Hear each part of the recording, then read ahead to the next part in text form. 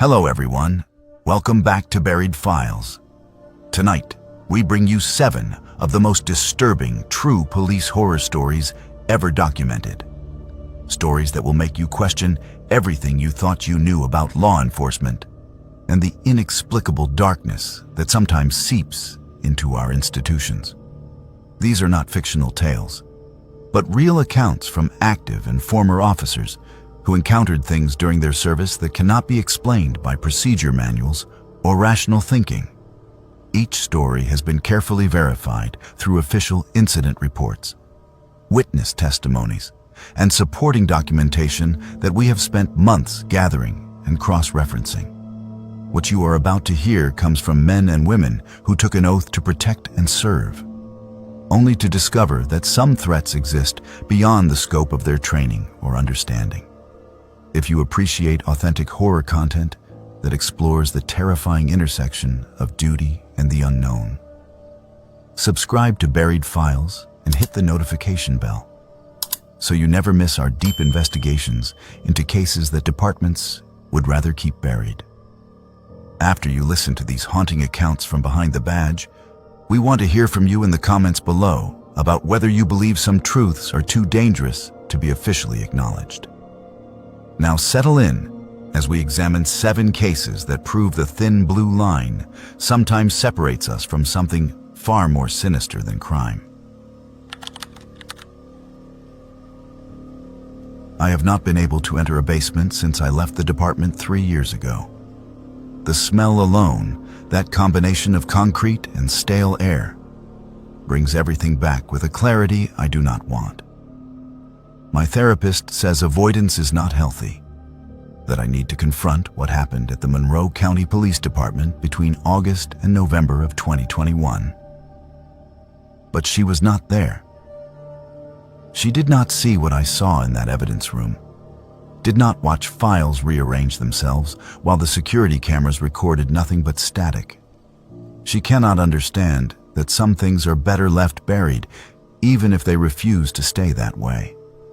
My name is Carter, and for 8 months I worked as a records clerk in a precinct that should have been condemned decades ago.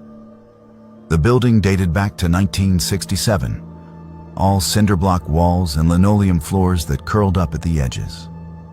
Budget cuts meant renovations never happened, so we worked around the water stains on the ceiling and the electrical outlets that sparked when you plugged anything in. The evidence room sat in the basement, accessible only by a concrete stairwell that always felt 10 degrees colder than the rest of the building. No windows, no natural light, just fluorescent tubes that hummed like they were trying to communicate something you could not quite hear. I transferred there from a larger department in the city, looking for something quieter after my partner was killed during a routine traffic stop. The counselor said a change of environment would help with the nightmares. Monroe County seemed perfect. Population 23,000, low crime rate, the kind of place where the biggest scandal was someone stealing lawn ornaments. The evidence room position opened up after the previous clerk retired early for medical reasons nobody wanted to discuss. I should have asked more questions about that. My supervisor was a sergeant named Whitmore, 47 years old with silver hair he kept in a military cut and a way of looking past you instead of at you when he spoke. He showed me the evidence room on my first day, explained the filing system they had been using since the 1980s. Everything organized by case number, oldest cases toward the back wall, newest near the front. Simple enough. He handed me the only key to the room, an old brass thing that looked like it belonged in a Victorian novel, and told me I was responsible for checking items in and out, maintaining the log, and conducting monthly inventories. The first week was unremarkable. I cataloged evidence from a handful of minor cases, theft, vandalism, one domestic dispute that resulted in a smashed television. I worked alone most of the time, which suited me fine. The silence down there felt protective, like being wrapped in layers of insulation from the world above. I could hear the building settling, pipes clanking, footsteps in the hallway overhead. But otherwise, it was just me and boxes full of other people's worst days. The first strange thing I noticed was on a Thursday afternoon in my second week. I had been organizing files from 2003, creating a digital backup of paper records that should have been scanned years ago. I took a break around 3 in the afternoon, left the file box on my desk, went upstairs for coffee. When I came back 15 minutes later, the box had been moved to the floor beside the door. Not knocked over, not disturbed, just relocated with the lid still perfectly in place. I figured maybe someone came looking for something while I was gone, though nobody had signed the log when the door had been locked. I was the only one with a key. It happened again 2 days later, this time with a box of evidence from a 1997 burglary case I had pulled for an attorney's review. I set it on the metal examination table in the center of the room, spent 20 minutes photographing the contents for the digital archive. Stepped into the bathroom for maybe 3 minutes. Came back to find the box on my desk chair, contents rearranged in alphabetical order instead of chronological like I had them. The hair on the back of my neck stood up, but I told myself I was just forgetting things. Stress from the transfer, lingering trauma from losing my partner. The mind plays tricks when you are not sleeping well. By the end of September, I could not pretend anymore. Items were moving when I was not in the room, and not just boxes. Individual evidence bags would migrate from one shelf to another overnight. The log showed entries I had not written, my handwriting, but documenting transactions I had no memory of performing. A blood-stained jacket from a 2015 assault case appeared in the section for 1989 cases. A murder weapon, a kitchen knife, in a sealed evidence bag, moved from its designated spot to sitting upright on my desk. Blade pointing toward the door like a warning. I brought it up with Whitmore during our weekly meeting. Tried to sound casual, mentioned items seemed to be getting misfiled. Maybe we had a security issue. His face did something I cannot quite describe. Not anger exactly, more like recognition. Like he had been waiting for me to notice. He asked me which items specifically, and when I started listing them, he cut me off and said the evidence room had always been temperamental. Those were his exact words. Temperamental. Like it was a moody teenager instead of an inanimate storage facility. He told me the previous clerk, a man named Donovan, had reported similar issues before his medical retirement. And before Donovan, there had been someone else who left suddenly after only 3 months. Whitmore said the building was old, foundation settling, temperature fluctuations causing boxes to shift.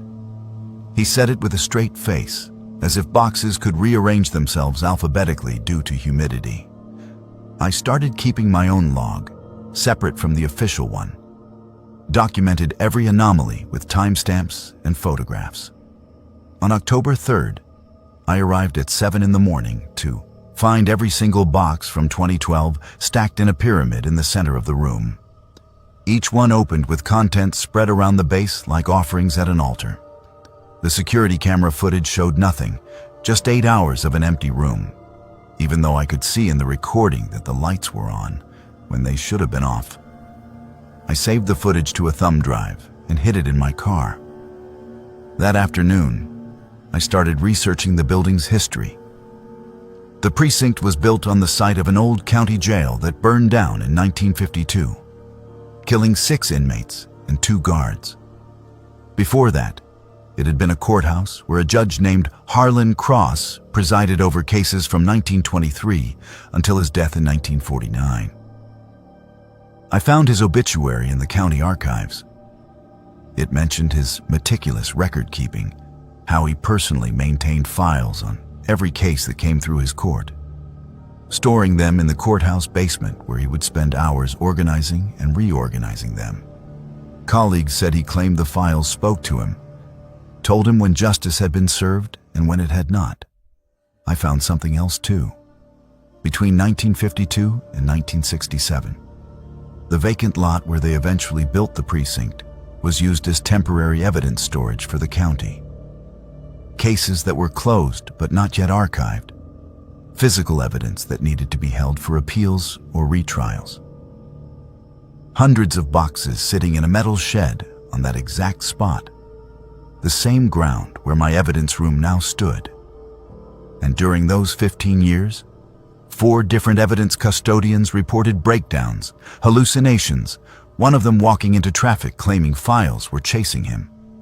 I stopped going down there alone. Started propping the door open so I could hear if anyone was coming down the stairs. But the things I was seeing were not being caused by people.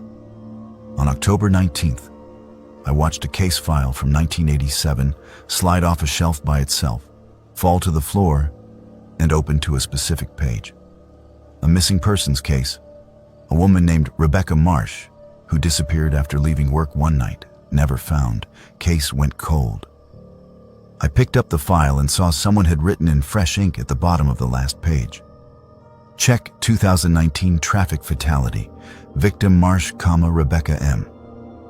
Same handwriting as the rest of the file, same pen, but the ink was wet. I checked.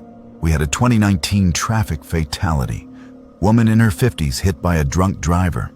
Rebecca M. Marsh.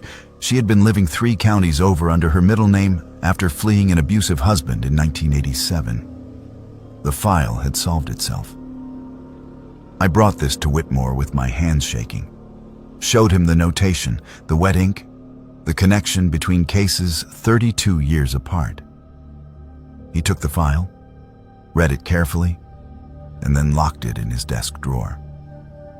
Told me not to mention this to anyone, that it would complicate both cases unnecessarily. When I pressed him, asked him what was happening down there, he finally told me the truth. The evidence room did not just store physical objects. It stored something else, something that had been there since before the precinct was built. Maybe since Judge Cross had been filing his cases in that courthouse basement a century ago. Whatever it was, it wanted cases solved. It wanted justice, even if that meant reaching across decades to connect dots that living people could not see. Whitmore said, as long as I did my job and let the room do what it needed to do, I would be fine. Previous clerks who fought it, who tried to rationalize it or expose it, they were the ones who broke down. The ones who accepted it, who worked with it, they lasted longer. He had been there 30 years and learned to just document what the room showed him, close the cases it wanted closed, and not ask questions about methodology. I wish I could say I walked out that day and never came back. But I needed the job, needed the insurance for therapy, needed the structure to keep myself from falling apart completely after everything that happened in the city. So I went back down to that basement and tried to make peace with working alongside something I could not name or understand. November brought the case files that appeared before the crimes happened. I would find folders dated a week in the future, containing evidence that did not exist yet. A breaking and entering scheduled for November 8th appeared in my filing cabinet on November 1st, complete with photographs of the crime scene, witness statements, even the suspect's confession. On November 8th, the exact crime occurred at the exact address with the exact stolen items. The officers who responded had no idea I already had their evidence logged and cataloged. I tried to warn them before it happened, called in an anonymous tip about suspicious activity at that address. They checked it out, found nothing, and the burglary happened anyway, exactly as documented in the file that should not have existed. That was when I found the file with my name on it. November 23rd, evidence intake, case number pending, victim name Carter J. surname redacted. Contents listed as personal effects, vehicle keys, cell phone, wallet. Cause of death listed as blunt force trauma, Occurred in evidence room during late shift. Suspect unknown. I stared at that file for 20 minutes, hands numb, trying to understand what I was reading. The date was 5 days away. The evidence room was telling me I was going to die down there, and it was already cataloging what I would leave behind. I called in sick the next 3 days. Stayed home with my doors locked, trying to figure out what to do. Report it to who? Whitmore already knew the room was wrong. Going to the chief would mean explaining things that made me sound insane. On November 22nd, Whitmore called me directly, told me I needed to come in, that there was an issue with the evidence locker that only I could address. His voice sounded wrong, hollow, like he was reading from a script. I did not go in that night. I sat in my apartment watching the clock tick past midnight into November 23rd, waiting to see if I could outlast a prophecy written in a file that should not exist. At 3 in the morning, my phone rang. Whitmore again. He told me they found something in the evidence room, a body sealed in the wall behind the 1989 cases. Construction crew had found it years ago during foundation work. Decided it was easier to just wall it back up than deal with the investigation. Judge Harlan Cross, missing since the courthouse fire in 1952. Apparently, he had been down there the whole time, still organizing his files, even as the building burned above him. Whitmore said they were clearing the evidence room, relocating everything, sealing the basement permanently. He said I did not need to come back. They would mail my final paycheck. I asked him about the file with my name, the one that said I died on November 23rd. There was a long silence on the phone. Then he said sometimes the room gets it wrong. Sometimes it documents possibilities instead of certainties. He said Donovan had a file too, but he survived by leaving when the room told him to leave. The ones who stayed, who tried to prove the room wrong, they became part of what it documented. I moved to a different state in January. Got a job doing data entry, nothing related to law enforcement or records keeping. I have not been in a basement since. But sometimes I still get mail forwarded from my old address. Case files I never requested, evidence logs I never filed. They are always dated in the future, always documenting crimes that have not happened yet. I burn them without reading the details. Whatever that evidence room was, whatever Judge Cross became down there in the dark, organizing his files for 70 years, it still thinks I work there. It still thinks I need to know how the cases end, even the ones that have not started yet. Especially the ones involving people I know, people I care about, people whose names I recognize from my new life in my new city far away from Monroe County. The files keep coming, and I keep burning them, and I tell myself that is enough to stay free of whatever lives in that basement. But I know better. I have seen what happens to evidence that tries to file itself. Eventually, it ends up exactly where it belongs, whether it wants to or not. I am just waiting to see which file I end up in, and whether it will be dated in the past or the future when they finally seal me in that wall next to Judge Cross. Dispatch sent me to check on an elderly woman who had not been seen in 6 weeks, and I wish to God I had never opened that door. My name is Savannah, and I have been a deputy with the Harrow County Sheriff's Department for 9 years, long enough to know that welfare checks in the mountain communities usually end one of 2 ways. Either the person is fine and annoyed you bothered them, or they have been dead for days and the smell hits you before you even reach the porch. I was not prepared for the third option, the one that does not appear in any training manual or protocol handbook. The call came in on a Thursday afternoon in late September. A woman named Constance Thayer, age 79, had not collected her mail in over a month. Her house sat at the end of Ridgemont Road, a winding dirt path that climbed 3 miles into the Blue Ridge foothills where cell service died. And common sense told most people not to build homes. The postal carrier who filed the concern said her mailbox was overflowing, newspapers piled up on the porch, but he could see lights on inside at night. Figured she might have had a fall, might need medical assistance, but could not reach a phone. I took the call alone. Standard procedure for a welfare check in that area. The department was stretched thin, and sending 2 deputies on what would probably be a false alarm or a retrieval of someone who died peacefully in their sleep felt like a waste of resources. I radioed my location to dispatch at 14:47 hours and started up the mountain road with my windows down, breathing in that pine-thick air that always smelled like rain even when the sky was clear. The Thayer house appeared after the 7th switchback, a small clapboard structure painted yellow decades ago, but faded to the color of old bone. The porch sagged in the middle, and black mold crawled up the north wall like fingers reaching for the roof. 3 rocking chairs sat empty, moving slightly in the wind that came down from the ridge. The mailbox at the road was indeed overflowing, stuffed with catalogs and bills and weekly circulars dating back to August 15th. I documented everything with my body camera, called out as I approached the porch, standard welfare check procedure. Sheriff's Department, Mrs. Thayer. I am here to check on your welfare. Can you hear me? No response. I knocked on the door frame, 3 solid raps that echoed inside the house. Waited 30 seconds. Knocked again.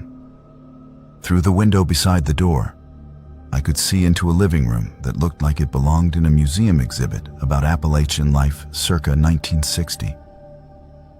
Floral wallpaper, a wood-burning stove, photographs in oval frames covering every surface, and candles, dozens of them, burning on the mantel and the side tables and the windowsills. Fresh candles. Someone had lit them recently. The wax was not melted down to stubs. I tried the door and found it unlocked, which was common in these remote areas where people still believed isolation was better security than any deadbolt.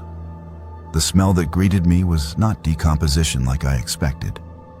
It was herbs, sage, and something sharper I could not identify, burning in clay bowls placed around the room in a pattern that looked deliberate. Protective, maybe, though I could not have said what it was meant to protect against.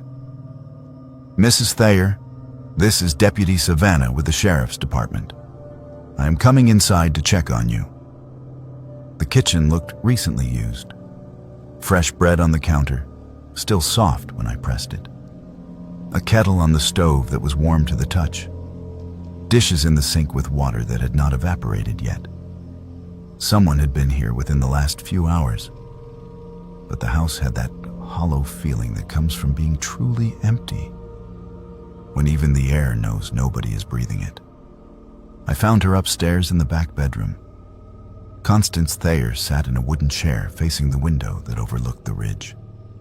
Her hands folded in her lap, her eyes open and staring at something I could not see. She was alive. I could see her chest moving with shallow breaths. But she did not respond when I spoke to her, did not turn her head when I moved into her line of sight, did not blink when I waved my hand in front of her face. I called for medical on the radio, but got only static.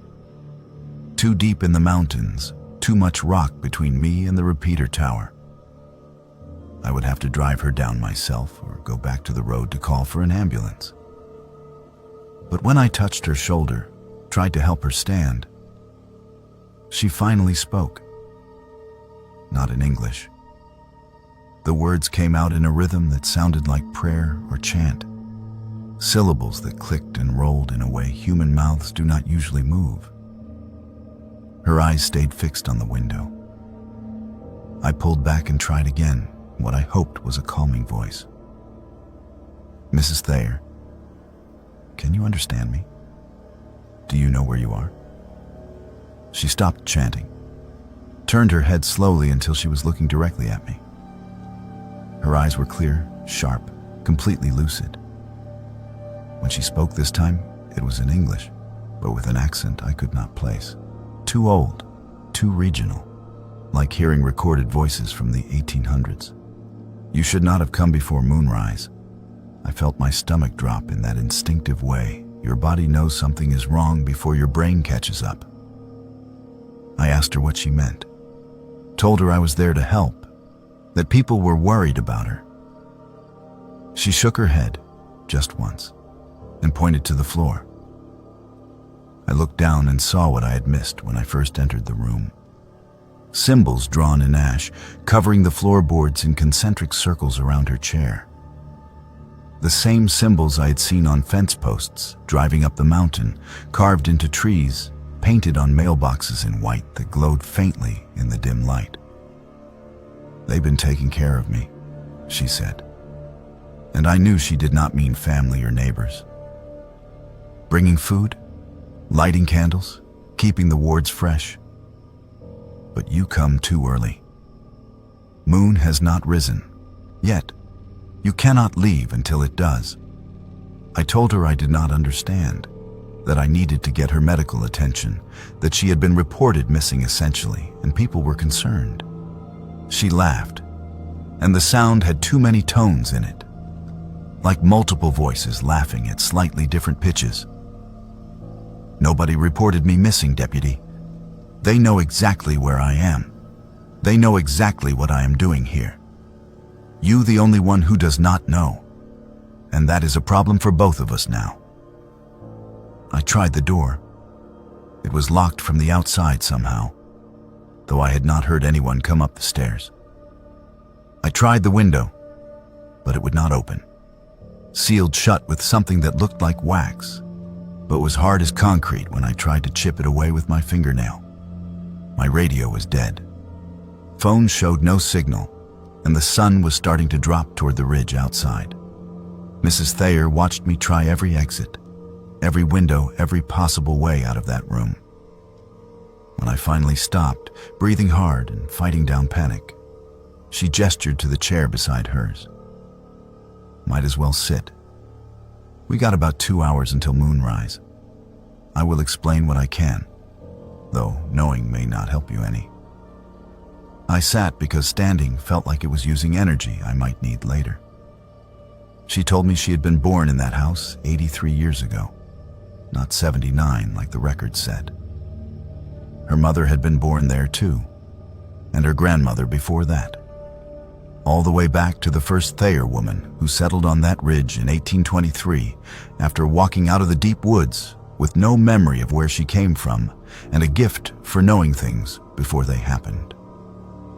The Thayer women kept something contained on that mountain, something that lived in the old places, the caves and hollows where the land remembered what it was before humans came and tried to tame it. Every generation, one woman stayed in the house and performed the rituals that kept it sleeping, kept it from wandering down into the valleys where people lived in numbers large enough to draw its attention. It required maintenance, monthly ceremonies on specific lunar phases, offerings left at certain locations, words spoken in the old language that predated English and Cherokee both. Mrs. Thayer had no daughters, no granddaughters. She was the last of her line, and when she died, there would be nobody to perform the rituals, nobody to keep the wards fresh and the candles burning in the proper patterns.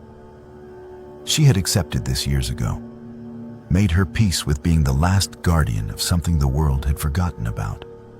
But the thing in the mountain had not forgotten about her, and it knew when the ritual started to fail, when the wards weakened, when the last Thayer woman began to run out of time. "So they come help me," she said, gesturing vaguely toward the window. "The people in the valley. They learned from their grandparents, who learned from theirs. When I got too old to walk to the sacred sites, they walked for me. When I could not remember all the words, they spoke them with me. They've been keeping me alive and keeping it contained. but they can only do so much.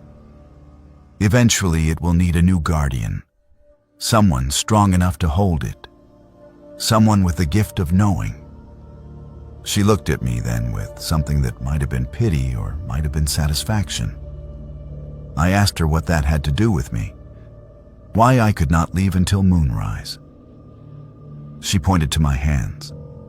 I looked down and saw symbols drawn on my palms in ash, appearing as I watched, forming themselves from nothing. It has been calling you for years, Deputy Savannah. Every time you drove past this mountain, every time you felt eyes on you in the woods, every time you knew something bad was going to happen before it did and could not explain how you knew. You got the gift, same as the Thayer women. And now you here, at the right time, in the right place, marked by the old one who needs a new keeper. I tried to wipe the ash off my hands, but it had already soaked into my skin, part of me now in a way that made my throat close with fear. I told her this was insane, that I was leaving, that I would break the window if I had to. She did not try to stop me, just watched as I picked up the chair and swung it at the glass. The chair shattered. The window did not crack. The sun touched the ridge outside, painting everything orange and red. Mrs. Thayer stood slowly, joints cracking, and walked to the window. I could see movement in the trees now, people climbing the path to the house. The neighbors she mentioned, the ones who had been helping her maintain the rituals. 10 of them, maybe 12, carrying candles and bowls and bundles of herbs. They entered the house without knocking, their footsteps on the stairs perfectly synchronized. They came into the room and formed a circle around Mrs. Thayer and me. I recognized some of them from my patrols, the man who ran the general store in Ridgemont, the woman who taught at the elementary school, the mechanic who fixed my patrol car last winter. They looked at me with eyes that held no surprise, as if they had been expecting me, as if this had all been arranged long before I received that welfare check call. Mrs. Thayer began to chant in that clicking, rolling language. The others joined her, and the symbols on the floor started to glow with light that did not come from the candles. I felt something shift in the room, in the air, in my own chest, where my heart should have been beating, but instead felt like it was being held gently in hands I could not see. The moon rose outside, full and white and too large for the sky. The symbols on my palms burned without heat.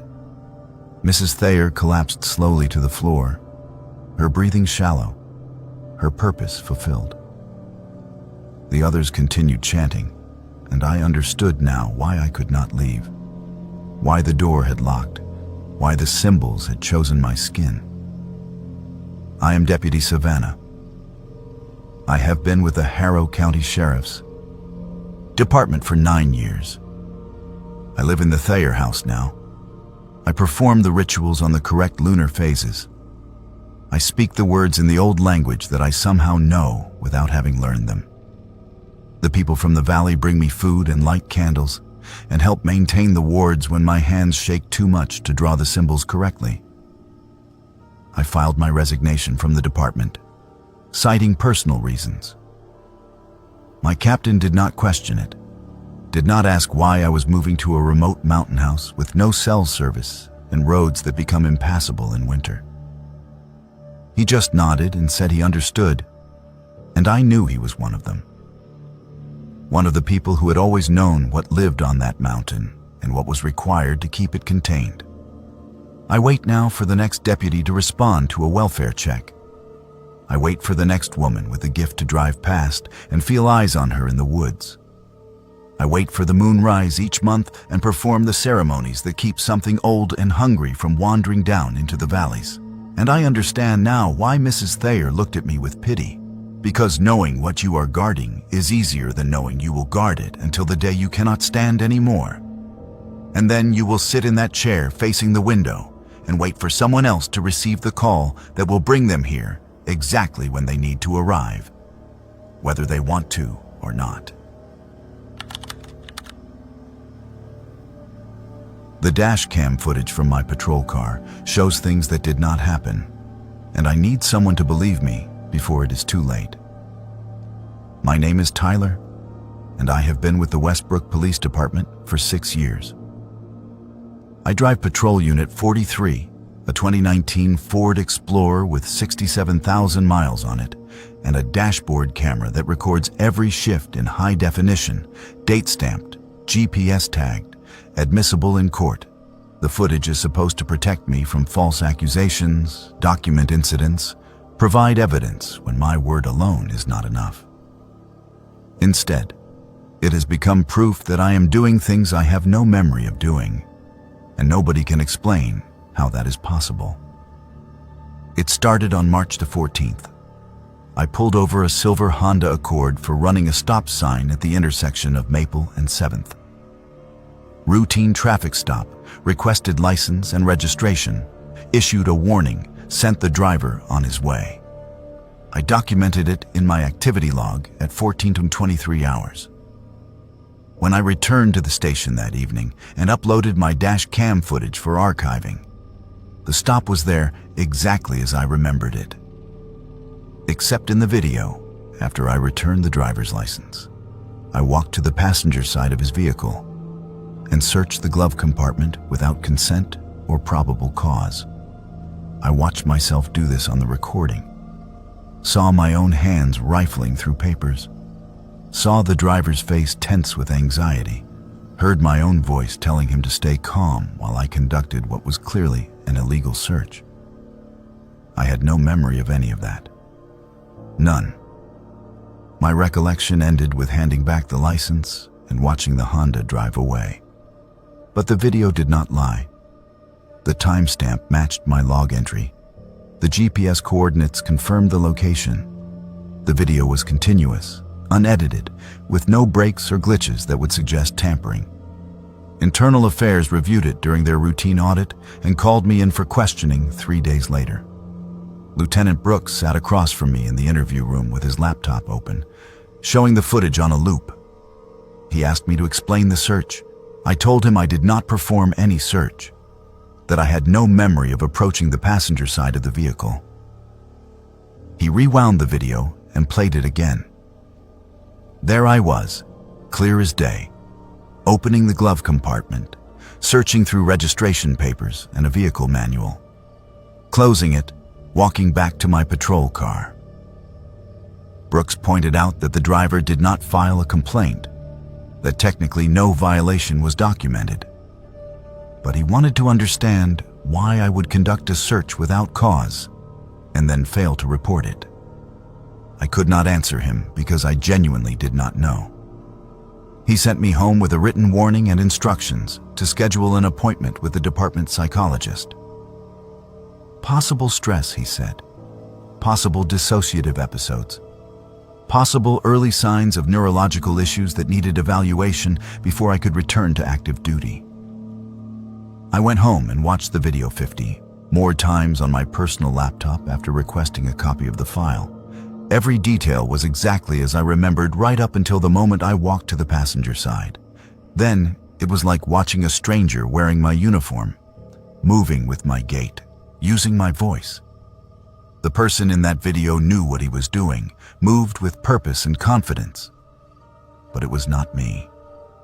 I was certain of that, even though the evidence said otherwise. The second incident happened 4 days later during my first shift back after the psychological evaluation that found nothing wrong with me. I responded to a noise complaint at an apartment complex on the east side. Spoke with the tenant who reported loud music from the unit above. Went upstairs, knocked on the door, had a brief conversation with the resident who agreed to turn down the volume. Simple call, in and out in 12 minutes, documented in my log at 22:47 hours. The dashcam told a different story. In the footage, I arrived at the complex, went upstairs, and returned to my vehicle 17 minutes later, carrying a small black bag that I placed in my trunk. The video showed me looking around before closing the trunk, then sitting in the driver's seat and updating my log as if nothing unusual had happened. When I checked my trunk the next day, I found a bag I had never seen before containing $300 in cash and a baggie of white powder that field tested positive for cocaine. I reported it immediately to Lieutenant Brooks, told him I had no idea how it got there, that I did not take anything from that apartment, that someone must have planted it. He watched the video with me in his office. The footage was clear, unambiguous. I exited the apartment building carrying the bag. Nobody else was visible. No cuts in the video. No indication of tampering. He placed me on administrative leave pending a full investigation and confiscated my service weapon. The investigation found that the resident of that apartment had reported items missing after my visit. Cash and drugs, specifically. He filed a formal complaint stating that an officer had searched his apartment without a warrant and stolen property. His description of the officer matched me exactly. The dash cam footage supported his account. I was looking at termination and criminal charges for theft and evidence tampering. I hired a lawyer who specialized in digital forensics. She examined the video files from both incidents and found nothing wrong with them. No manipulation, no deepfake signatures, no evidence of editing. The metadata was clean. The timestamps were consistent. The GPS data matched my patrol route exactly. She told me the footage was authentic and suggested I consider a plea deal because no jury would believe my version of events when confronted with video evidence this clear. I refused. I knew I did not do those things, regardless of what the camera showed. I started researching similar cases, spent hours searching through forums and databases for other officers who reported discrepancies between their memories and their dash cam footage. I found 3 cases in other departments over the past 2 years. An officer in Ohio who claimed his dash cam showed him planting evidence during a traffic stop. An officer in Nevada whose body camera recorded him using excessive force during an arrest he remembered as peaceful. An officer in Maine who watched himself on video conducting unauthorized surveillance of a residence he had never visited. All 3 officers were terminated. All 3 maintained their innocence. All 3 had clean records before the video evidence surfaced. And all 3 had reported one additional detail that made my hands go numb when I read it. They claimed to have seen themselves in real time, doing things they were not doing, as if they existed in 2 places simultaneously. I started watching my dash cam feed in real time instead of just reviewing it later. Set up my laptop in the passenger seat with a live connection to the camera system, splitting the screen so I could see both the dash cam view and my actual surroundings. During my first patrol after setting this up, I noticed something that stopped my heart. At 15:34 hours, the dash cam showed me pulling over a blue Toyota Camry on Riverside Drive. The live feed showed me conducting the stop, approaching the window, speaking with the driver. But I was not on Riverside Drive. I was sitting in the parking lot of a gas station on Elm Street, watching this happen on my laptop screen while simultaneously knowing I was not doing it. The dash cam showed me writing a citation. The driver signed it. I returned to my patrol car and marked the stop as complete in my log. Except I never moved from the gas station parking lot. I checked my physical citation book and found a completed citation for that exact stop, signed by a driver I had never met, documenting a violation I never witnessed. My handwriting, my signature on the form. I called Lieutenant Brooks immediately and told him what happened. He thought I was having a breakdown, told me to return to the station and surrender my patrol car. I refused and continued monitoring the dash cam. Over the next hour, it showed me responding to 3 different calls while I sat motionless in that parking lot. A domestic disturbance on Oak Street, a shoplifting report at a convenience store, a welfare check on an elderly man, who had not answered his phone in 2 days. The dash cam documented every interaction in perfect detail. I watched myself doing my job correctly and professionally while sitting in my patrol car doing nothing at all. By 17 hours, I could see other officers responding to calls in areas where my dash cam showed me also responding. The GPS data from my vehicle showed I was at those locations, even though I was not. Dispatch started calling me, asking why I was not responding on the radio, while my dash cam audio recorded me responding clearly to every call.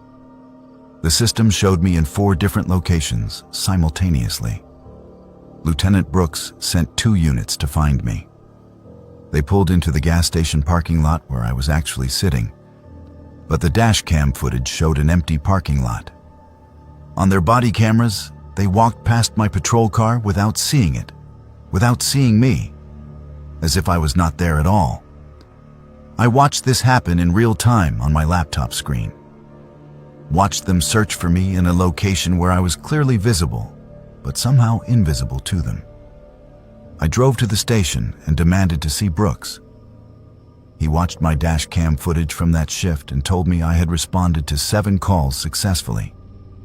Showed me the documentation, the completed reports, the evidence I had collected from a burglary scene I never visited. My activity log was full. My GPS tracking showed normal patrol patterns. Everything looked exactly as it should, except I knew I'd been sitting in that parking lot for over 2 hours doing nothing. That was when I realized the truth. I was not doing those things. Something else was. Something that looked like me, moved like me, used my voice and my mannerisms perfectly. And the dash cam was documenting this other version of me while I sat helpless, watching it take over my job, my life, my identity. The footage showed what I should have been doing, what I was supposed to be doing, and whatever was creating this footage was making it real after the fact. I am writing this from my apartment while my patrol car sits in my driveway with the dash cam still recording. I can see the feed on my laptop. Right now, at 23:47 hours, the dash cam shows me in my patrol car driving down Lincoln Avenue responding to a domestic disturbance call. But I am here in my living room, watching myself do this. My phone is ringing with dispatch asking why I am not responding on the radio. My GPS tracker shows me at the scene of the call. In 15 minutes, there will be a report filed under my name documenting what I said and did at that residence. I have never been to that address. I am not in my patrol car. But tomorrow morning, the dash cam footage will show that I was, and nobody will believe me when I say I was home the entire time. Eventually, the version of me in the dash cam footage will do something I cannot defend, something I cannot explain, and I will be held responsible for actions I did not take, but cannot prove I did not take, because the video evidence is perfect and unassailable. I am watching myself on the dash cam right now walking up to a front door. I am watching myself knock and identify myself as Officer Tyler with the Westbrook Police Department. I am watching myself enter the residence, and I have no idea what I'm about to do inside. I solved 37 missing persons cases in 2 years, and every single one of them should have remained unsolved.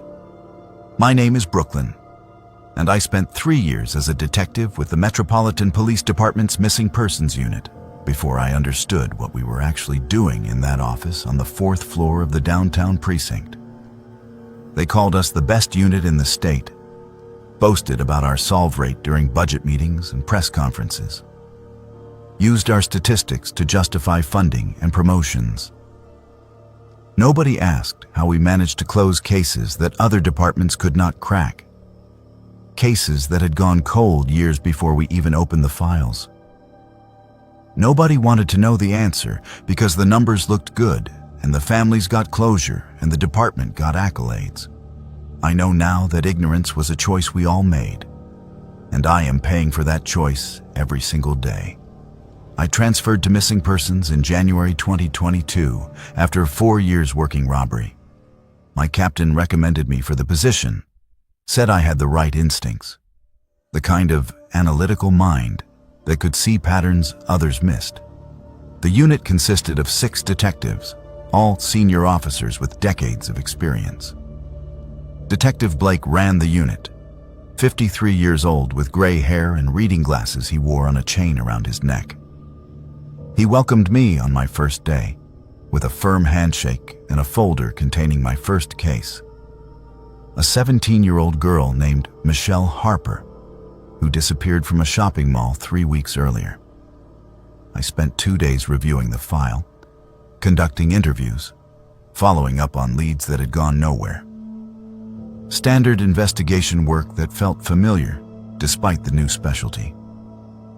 On my 3rd day, Blake called me into his office and asked how the case was progressing. I told him honestly that I had nothing new, that every lead had dead-ended, that without additional evidence or witnesses, I was looking at a cold case. He nodded and pulled out another file from his desk drawer. This one thicker, older, with a different case number, but the same girl's photograph clipped to the front. He explained that we kept 2 sets of files in missing persons, the official files that matched what was logged in the system, and the research files that contained information we gathered before cases were officially opened. I did not understand what he meant until he opened the research file, and I saw surveillance photographs dated 2 months before Michelle Harper was reported missing. Photos of her leaving her house, walking to school, meeting friends at the mall. Detailed logs of her movements, her routine, her relationships. Information that should not have existed unless someone had been watching her before she disappeared. Blake saw my expression and closed the file. He told me to take a walk with him, led me to the evidence room where he unlocked a cabinet that was not listed in any inventory. Inside were dozens of research files, each one containing pre-investigation surveillance on people who were not yet reported missing. Some of the files dated back 5 years. Some contained photographs taken the week before. All of them documented vulnerable people, individuals with troubled home lives, addiction issues, mental health problems, people whose disappearances would be investigated but might never be solved without extraordinary effort. He explained the system to me in a voice that sounded rehearsed, like he had given this speech before to other new detectives. The unit identified potential missing persons cases before they happened by monitoring high-risk individuals. When someone from our watch list disappeared, we already had weeks or months of investigative groundwork completed. We knew their patterns, their associates, their last known locations. We could close cases in days that would take other units months or years because we had a head start that nobody else knew about. I asked him how this was legal, how we justified surveillance without warrants or probable cause. He told me it was not about legality, it was about results. The families did not care how we found their missing loved ones. They only cared that we found them. The department did not care about our methods as long as our statistics looked good. And the people we watched never knew they were being watched, so they could not complain about violations of privacy that occurred before they were even victims. I should have walked out. Should have reported what I learned to Internal Affairs or the district attorney or anyone who would listen. But Blake showed me the solve rate statistics, showed me the families we had reunited, the closure we had provided to parents and spouses and children who thought their loved ones were gone forever. He told me I could be part of something that actually helped people, or I could be another detective who filed reports and closed cases as unsolved and moved on to the next file without making a difference. I stayed. I told myself the surveillance was borderline ethical if it led to solving real cases, saving real lives. I took the research file on Michelle Harper and used it to trace her last movements, identified the man she'd been communicating with online, located her 3 states away, living with him voluntarily. I closed the case in 4 days. My captain praised my work. Michelle's family thanked me with tears in their eyes. And Blake added another file to my desk, this one containing surveillance on a 42-year-old man with schizophrenia who had stopped taking his medication. Over the next 18 months, I closed case after case using research files that should not have existed.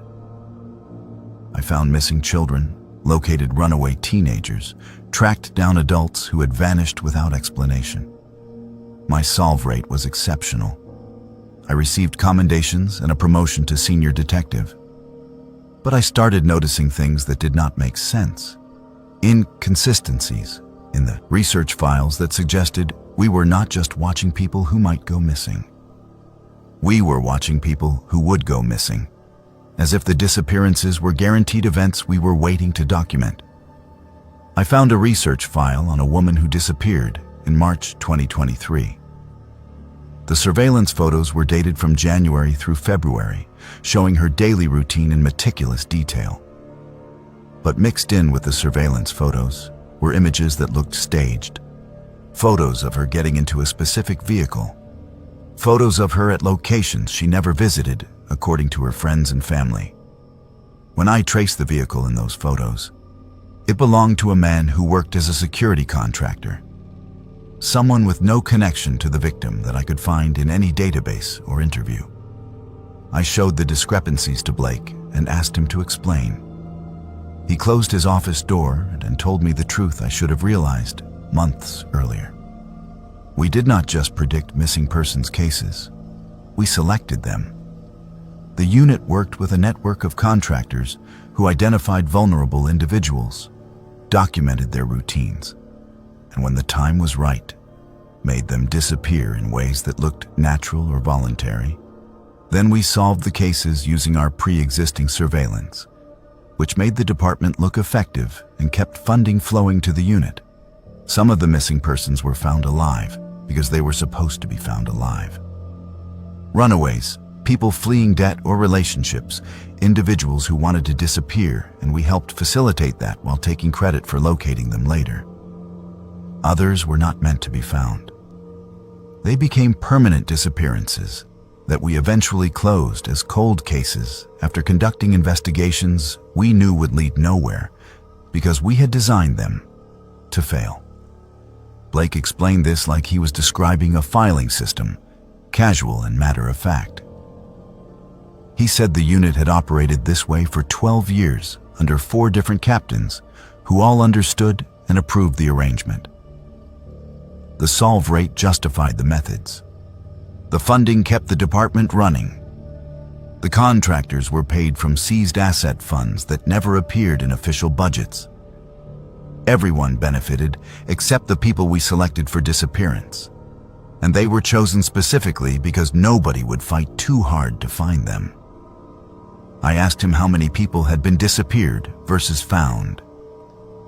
He told me the ratio was about 60-40, with most of the disappeared cases being individuals involved in criminal activities, witnesses who needed to be silenced, or people who simply fit the profile of someone nobody would miss. He said it like he was discussing traffic statistics, emotionless and procedural.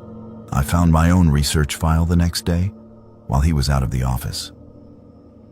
It was in the locked cabinet with surveillance photos dating back 3 months before I even applied for the transfer to missing persons.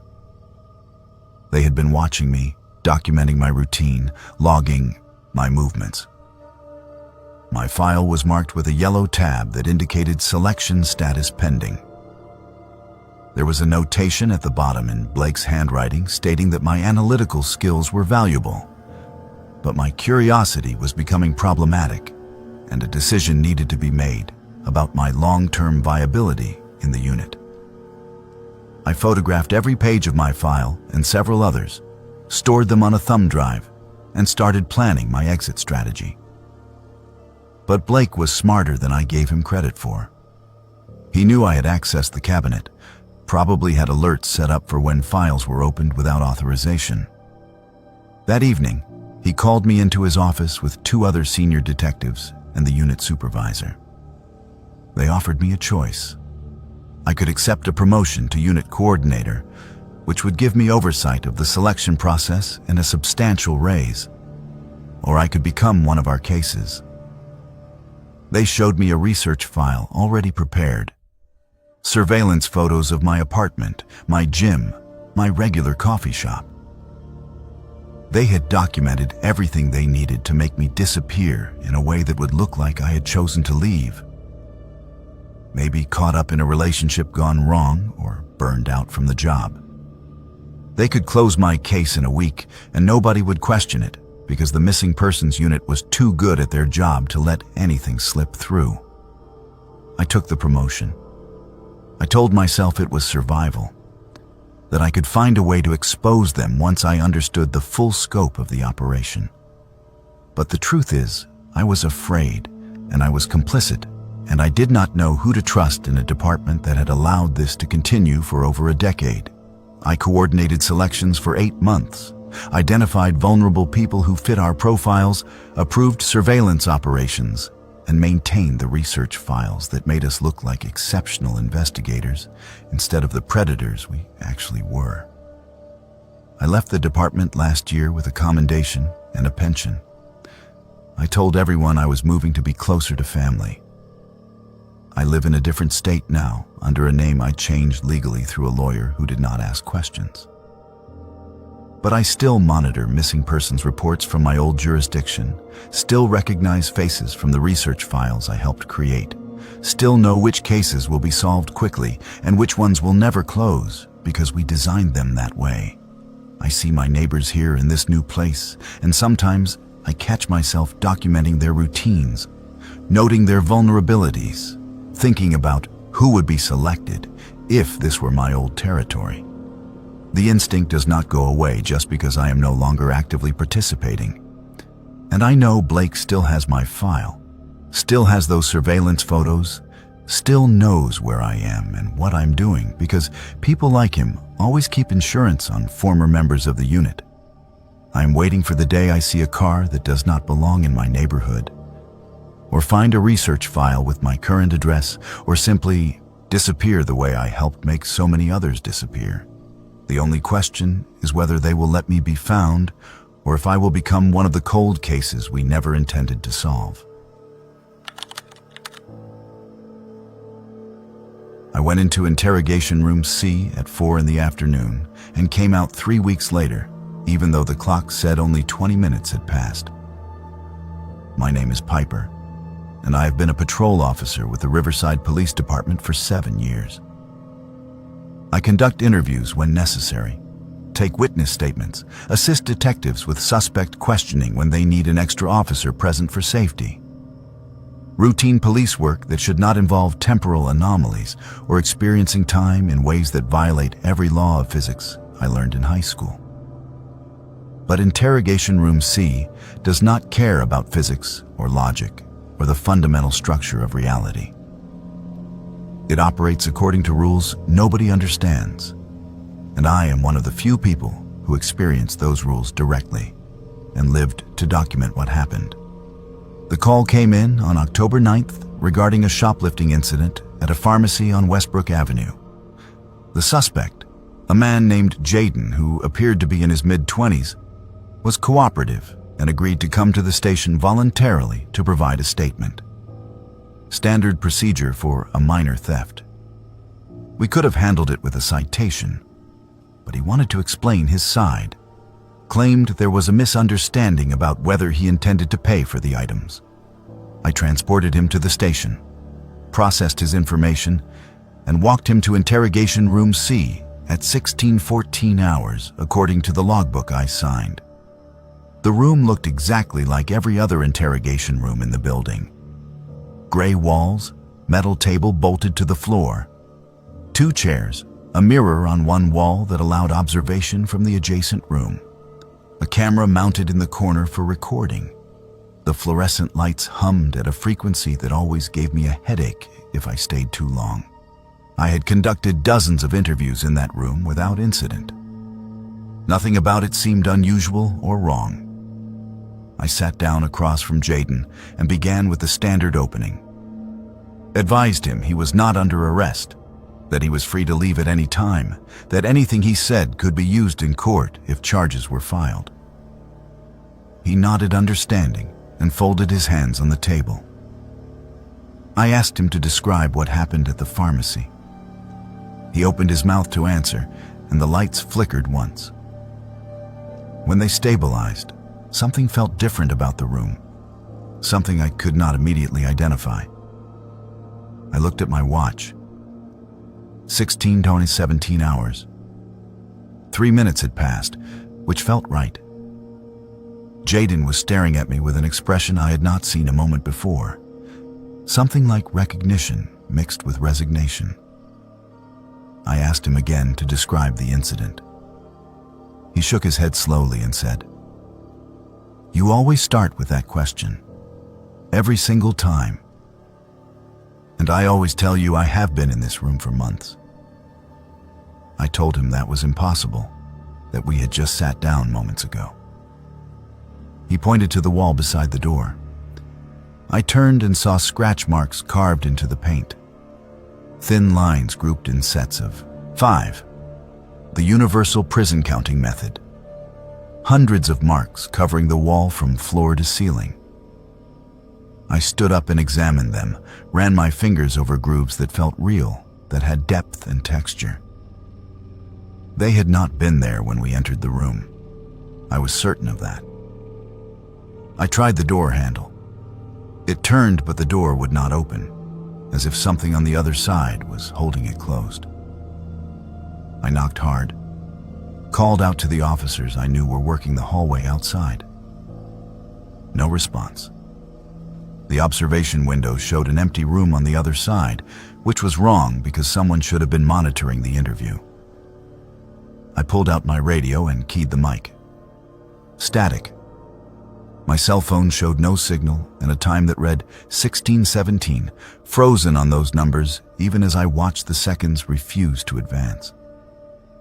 Jaden sat quietly at the table, watching me with tired eyes.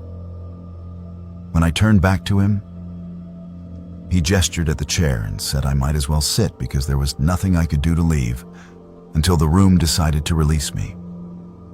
His voice sounded older than it should have, worn down by something I did not yet understand. I demanded to know what he meant. He told me he had been brought to Interrogation Room C 4 months ago for questioning about a different shoplifting incident. The officer who interviewed him asked the same opening questions, advised him of his rights, requested a statement.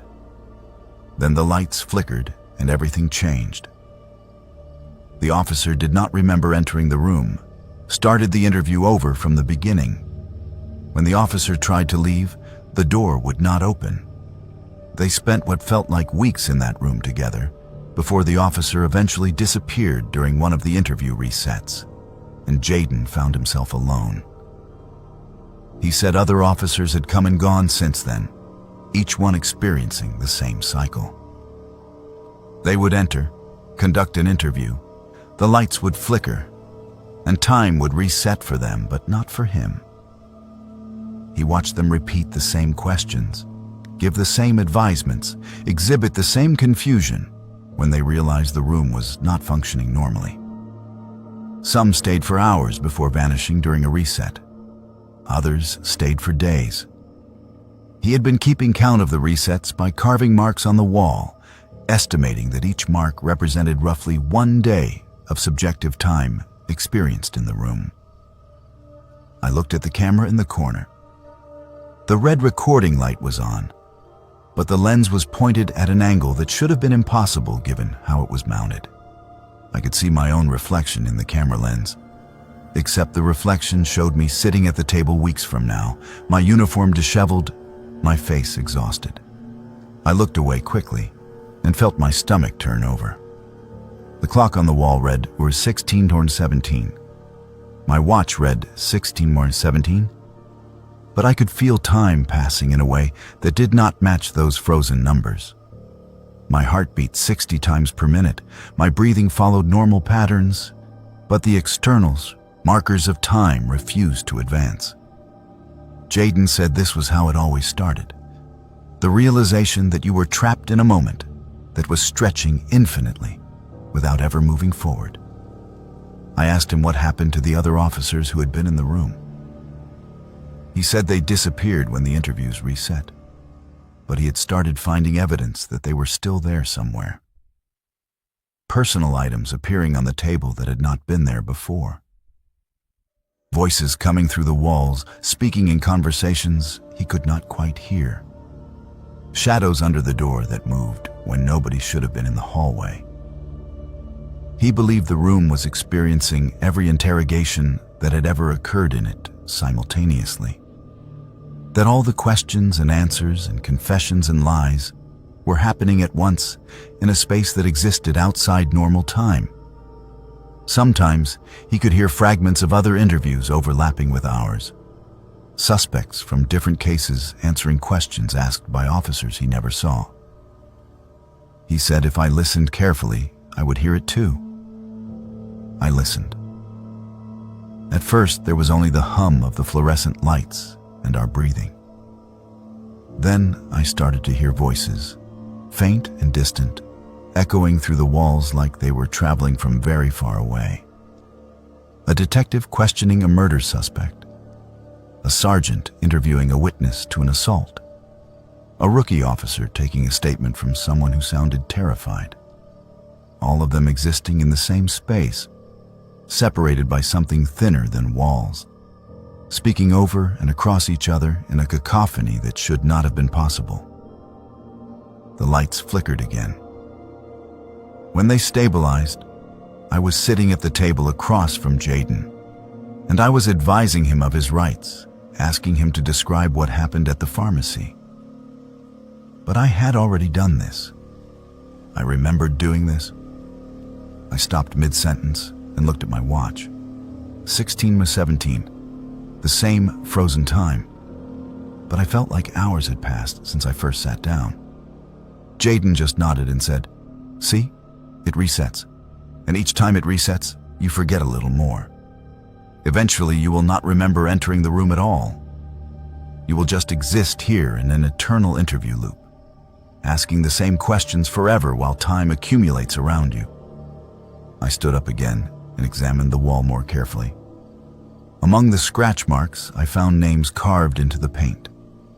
Officer names I recognized from department rosters, some recent, some dating back years.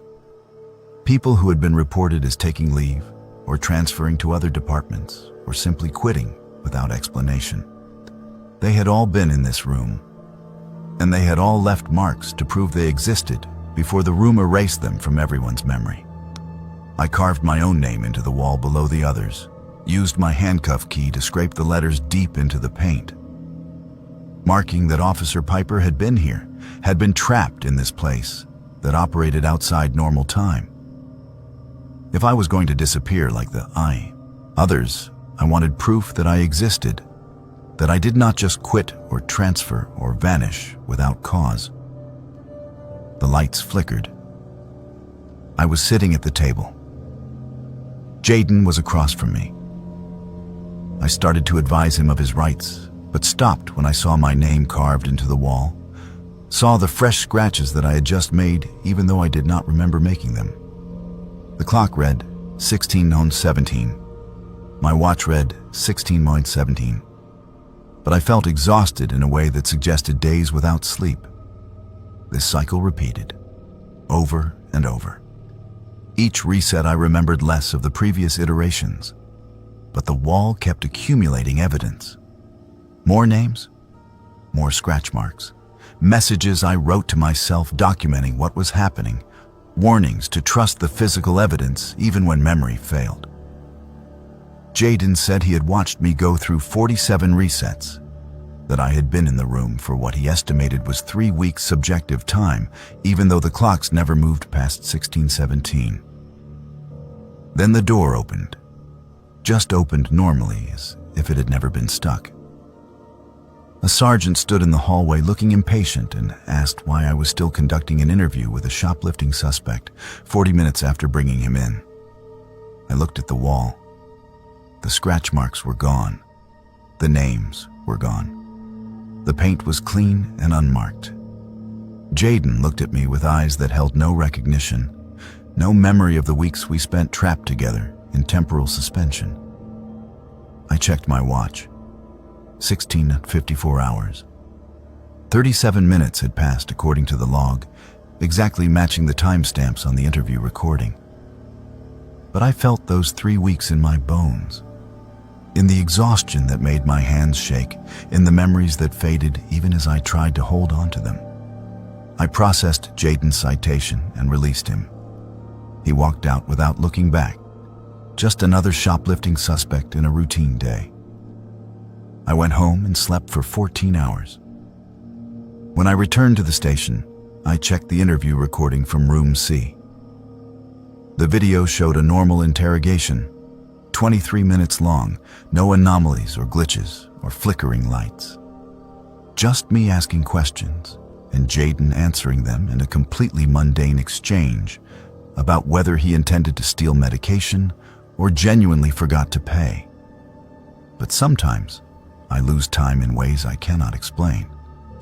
I will be driving patrol and look at the clock expecting minutes to have passed, only to find hours are gone with no memory of where I was or what I did. I experience conversations I do not remember having with people who insist we spoke for extended periods.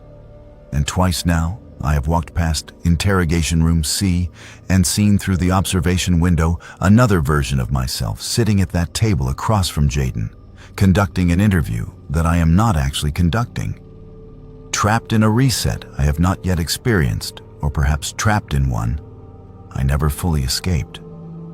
The room is still there on the second floor. They still use it for interviews. I have tried to warn other officers, but they just see a normal interrogation room and think I am experiencing stress or burnout. Maybe I am. Maybe those 3 weeks were a delusion brought on by exhaustion or a medical condition nobody has diagnosed yet. But I carved my name in that wall, and even though the paint showed no marks when I checked later, I know what I experienced was real. And I am waiting for the next time the lights flicker, for the next reset that pulls me back into that room where time accumulates without passing and interviews repeat forever in a space that exists between seconds where all the questions ever asked echo across dimensions too thin to see but too real to escape. I have pulled over the same car 73 times, and Aurora always knows exactly what I'm going to say. My name is Colton, and I work as a state trooper on Highway 41, a stretch of road that runs through empty farmland and forest for 87 miles without a single town large enough to have its own police department. Most of my shifts involve monitoring speed, responding to occasional accidents, and dealing with the profound boredom that comes from watching the same landscape pass by hour after hour. At least, that was my experience until 3 months ago when I pulled over a silver Nissan Altima doing 78 in a 65 zone and triggered something I still do not understand and cannot escape. The first stop happened on August 7th at 22:43 hours. Standard procedure. I activated my lights, the vehicle pulled over immediately, no evasion or delay.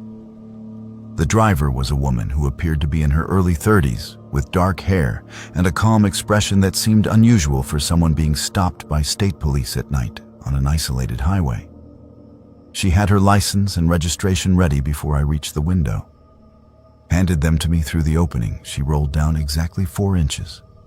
Her name was Aurora Shaw, according to the license. No warrants, no priors, clean driving record. I asked if she knew why I stopped her. She said speeding, which was correct. I asked where she was heading at this hour. She said north, visiting family. Nothing unusual about the response. I should have written the citation and sent her on her way. But something about the interaction felt scripted, like we were both reading from a play neither of us had auditioned for. When I asked if she had anything illegal in the vehicle, she said, "You always ask about the trunk." I had not asked about the trunk.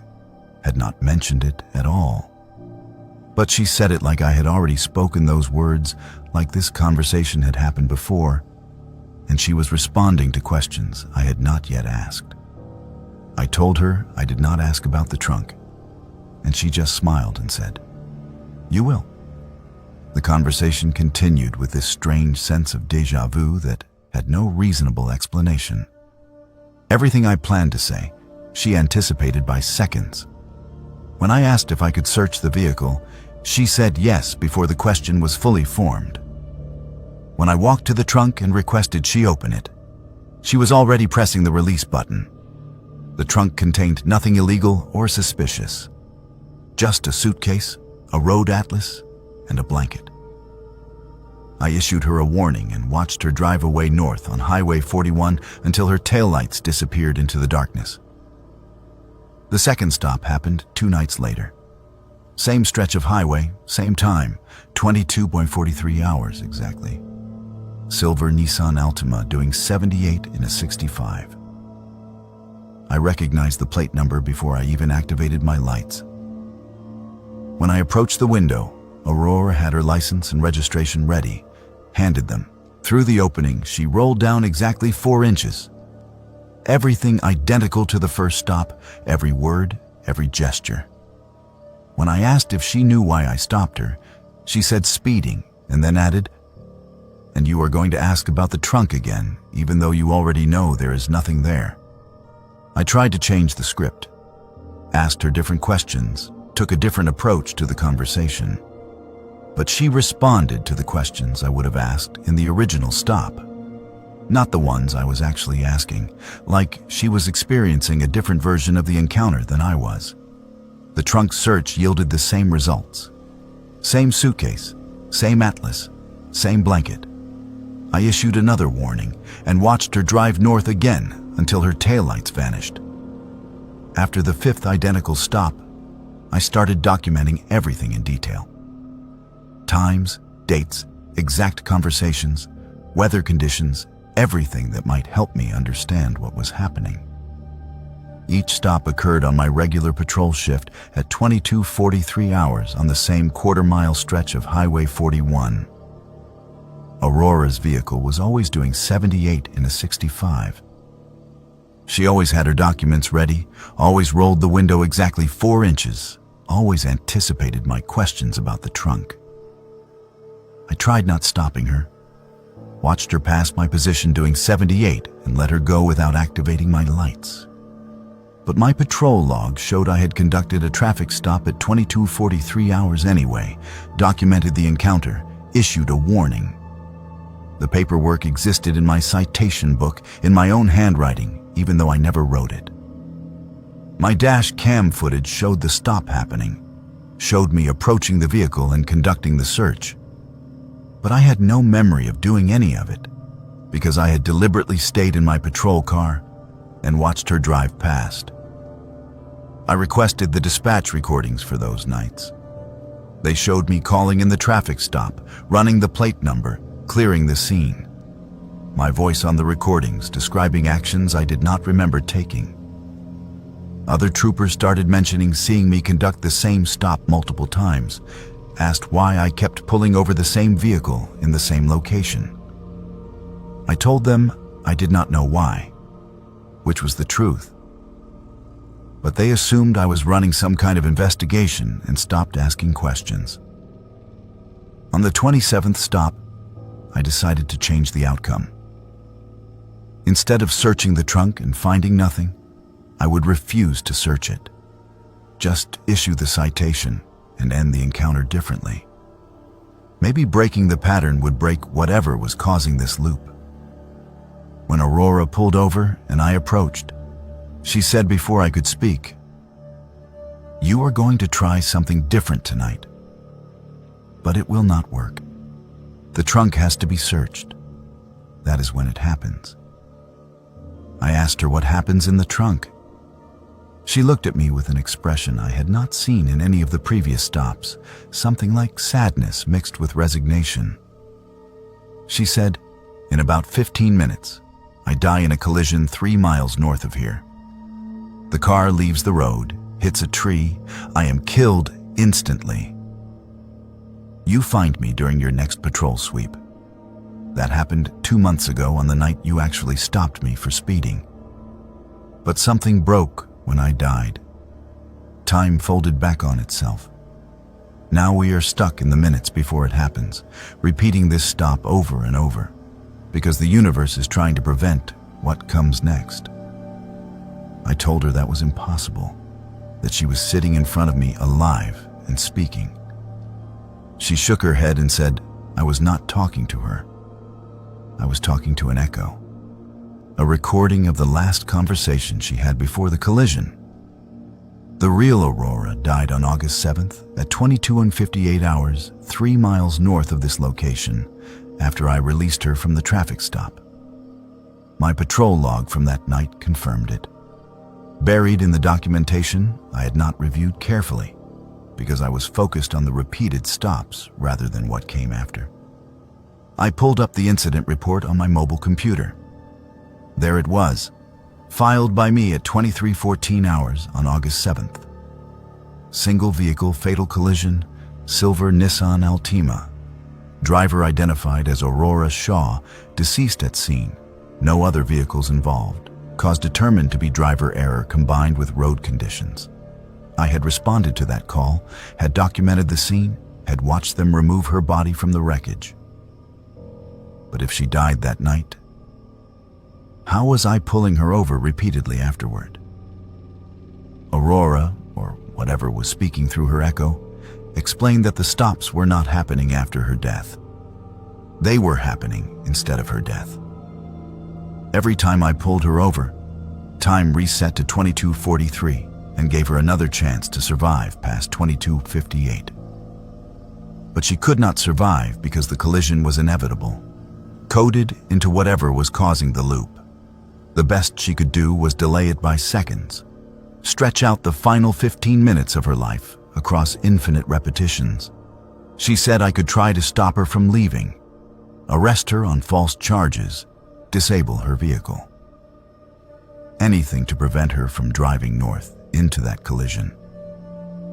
But every attempt would fail because the loop required her to leave, required the encounter to end with her driving away, required the collision to approach even if it never quite arrived. I tried anyway. Told her I was detaining her for further investigation, called for backup, insisted she step out of the vehicle. She complied calmly, stood beside her car while I searched it more thoroughly. Found nothing because there was nothing to find. My backup never arrived, even though dispatch confirmed units were en route. After 30 minutes of stalling, Aurora simply got back in her car and drove away. My patrol log showed I had released her at 22:51, which was impossible because I had been detaining her until 23:13. But the documentation did not lie, and when I tried to follow her north, my vehicle would not start until 23:15, long after she should have reached the collision site. I drove to the location expecting to find wreckage. The road was empty. No skid marks, no broken tree, no evidence of any collision. I returned to my patrol route, confused and exhausted. The next shift, I pulled her over again at 22:43 hours. Same conversation, same trunk search, same inevitable drive north toward a death that kept approaching but never arriving. I am writing this during my 73rd identical traffic stop. Aurora is sitting in her vehicle waiting for me to complete the trunk search so she can drive north. She knows I will find nothing. She knows I will issue a warning. She knows she will drive away and die at 22:58, 3 miles from here. And she knows tomorrow I will pull her over again at 22:43 and we will repeat this encounter exactly as we have 72 times before. I asked her on the 50th stop if she wanted me to find a way to break the loop. She said no. The loop was better than the alternative. In the loop, she got to live those 15 minutes over and over, got to experience being alive, even if it was the same brief experience repeated infinitely. Breaking the loop meant accepting her death, letting time move forward past 2258 into a future where she did not exist. She preferred the repetition. I think I understand now why I keep pulling her over even when I try not to. Some part of me knows what comes at 2258, knows that if I do not conduct this stop, then time moves forward and I have to document her death again, have to notify her family again, have to process a fatal collision scene that I have already processed. The loop protects me too, keeps me in a moment where she is still alive and I am still just conducting a routine traffic stop. But sometimes I wonder if I am the one who died on August 7th. If maybe I had a heart attack or a collision of my own during my patrol. And this loop is my mind's way of avoiding the moment of death. Maybe Aurora is trying to tell me something I do not want to hear. Trying to make me understand that we are both echoes repeating the last moments of our lives because moving forward means accepting what we cannot change. Maybe the trunk search is not about finding evidence. Maybe it is about checking to see if I am still real, if this interaction is still happening, if either of us can escape into a future that neither of us will reach. I am going to close the trunk now. She will drive north. And tomorrow at 2243, I will pull her over again and search the trunk again and wonder if this is the night one of us finally understands how to stop. The station basement is not on any blueprints, and I know this because I checked every archive after I found what they keep down there. My name is Mackenzie, and I have been a sergeant with the Central District Police Department for 11 years.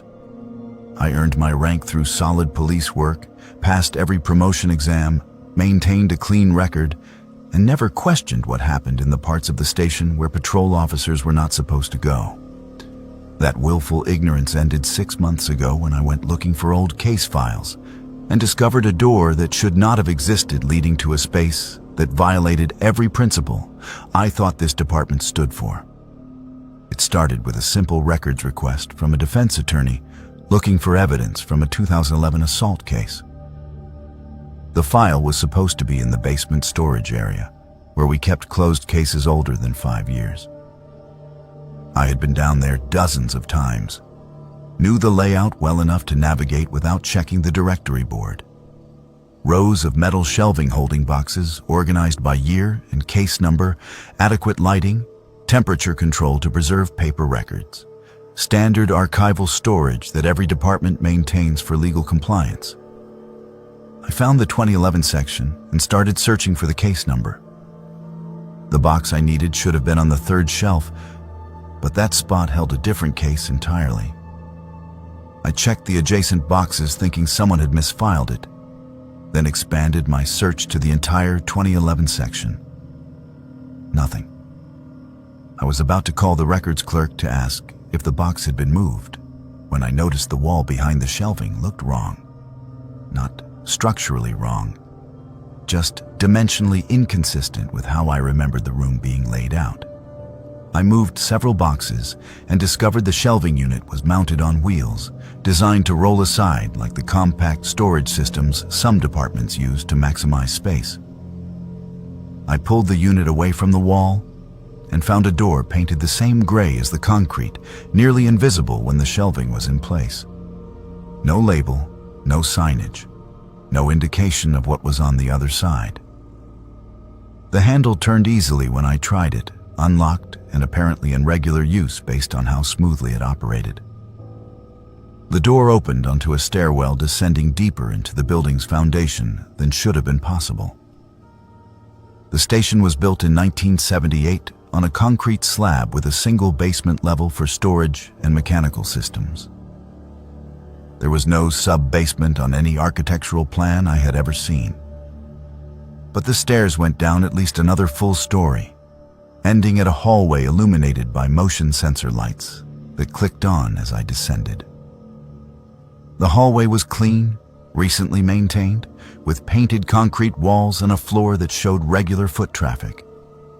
3 doors on the left side, all closed, all with numeric labels instead of descriptive signage. At the end of the hallway was a larger door with a small window reinforced with wire mesh. I approached the first door and listened. Nothing. Tried the handle. Locked. Moved to the second door with the same result. The third door was unlocked. I opened it slowly and found a small room containing a bed, a toilet, and a person. A man in his 40s sitting on the bed reading a paperback novel looked up at me with an expression of mild surprise but not alarm. He asked if I was here to bring dinner or if this was another interview. I asked him who he was and why he was in a locked room in a basement that should not exist. He told me his name was Marcus Holloway and he had been a resident here for 7 months. I did not understand what he meant by resident. He explained very calmly that he had filed a complaint against 3 officers for excessive force during an arrest in March. Internal Affairs interviewed him once. Then 2 officers came to his apartment that night and offered him a choice. He could withdraw the complaint and forget what happened, or he could be relocated to protective custody for his own safety while the investigation continued. When he refused both options and said he was contacting a lawyer, they brought him here. I told him this was impossible, that police departments do not detain citizens without charges or due process. He laughed and said I should check the other rooms, talk to the other residents, learn how long this had been happening before I decided what was possible. I left his room and tried the door at the end of the hall. It was unlocked, opening into a larger space that contained 6 more beds, 4 of them occupied. The people in that room told me similar stories. Complaints filed against officers, witnesses to misconduct, activists who organized protests about department practices, a journalist who was investigating corruption. All of them offered the same choice, all of them choosing resistance, all of them ending up in this basement being fed and maintained, but effectively disappeared from society. No charges, no court appearances, no contact with the outside world. Some had been there for years. I backed out of the room trying to process what I was seeing and walked directly into Captain Reeves, my commanding officer and the man who recommended me for my sergeant promotion 2 years ago. He was not surprised to see me. He said my name in a tone that suggested he had been expecting this conversation eventually, then gestured back toward the stairwell and told me we needed to talk in his office. Upstairs, behind his closed office door, Reeves explained the system with the same matter-of-fact delivery someone might use to describe filing procedures. The basement facility had existed since 1983, created during a period when the department faced multiple lawsuits and oversight investigations. Command staff at the time decided certain problems needed to be removed from circulation until they resolved themselves or faded from public memory. They identified a handful of complainants whose absence would not trigger immediate searches, offered them protective custody or relocation assistance, and quietly moved them into the basement space. What started as a temporary solution for a few extreme cases became standard protocol for managing what Reeves called problematic witnesses. Anyone who posed a legitimate threat to officer careers or department reputation could be flagged for basement relocation.